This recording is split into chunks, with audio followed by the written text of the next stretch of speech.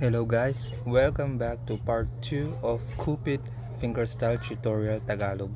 In this part, ito po yung papag-aralan natin.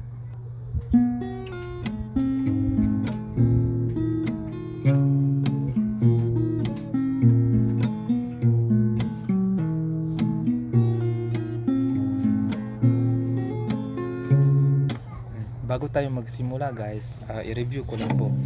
Ito po yung number of frets. 1 frets, 2 frets, 3, 4, 5, 6, and so on. Tapos ito po yung number of strings. Dito tayo magsimula mag-count sa baba pataas, which is 1, 2, 3, 4, 5, and 6. Okay? Frets, then number of strings. Let's begin. Okay? Para sa meron ka po dyan, dito natin ilalagay sa 1, 2, 3, 4, number 4 frets. Pero kung wala kayong kapo guys, okay lang. I-review ko lang po guys yung last lesson natin.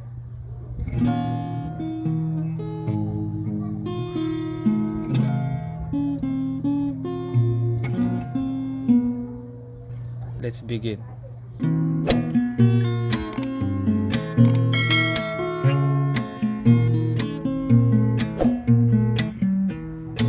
Sa second fret, number 3, first fret, number 1, open 1, then third fret, number 2, then open 2. Okay, ulitin natin. Okay, next part is sa third fret, sa number 6 sa pinakataas. Ito po yun. Then sunod dyan is open string sa number 3, then open string sa number 2. Okay, recap natin.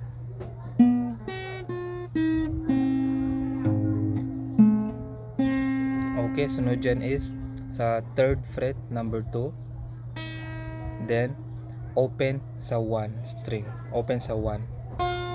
Okay, ulitin natin.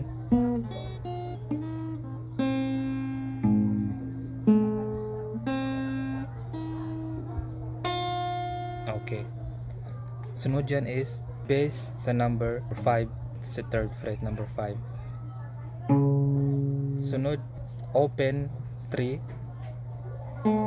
open 1. Sunod dyan is number 2 sa third fret. Tapos igilid lang natin siya sa unang fret, then pindutin ulit. Okay, ganito yun siya guys. Recap natin.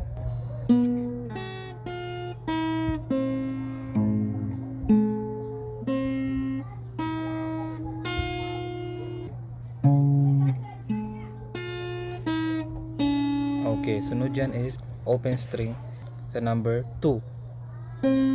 Sunod number 5.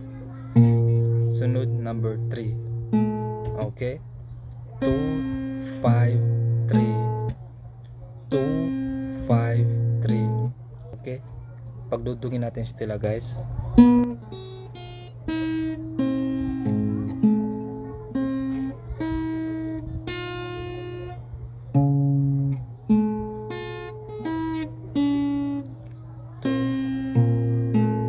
Okay, sunod dyan is sa second fret, number 3, then open 3, then number 4 sa third fret, then open 4.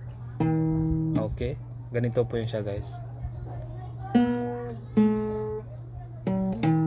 Okay, mabagal po dito, then pagdating dito is mabilis na. Okay, from the top.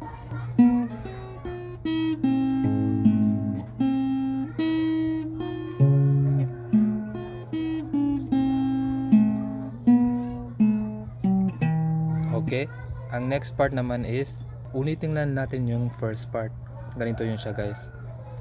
Number 3 sa second fret, then number 1 sa first fret, then open 1, okay, then number 2 sa 3rd fret, then open 2, okay, ulitin natin,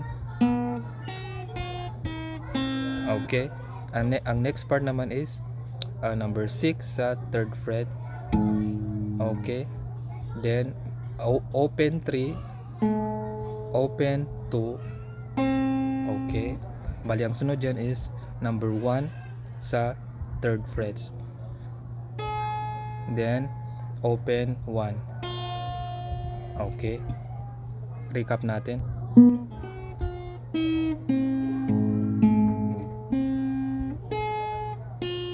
Okay, from the top.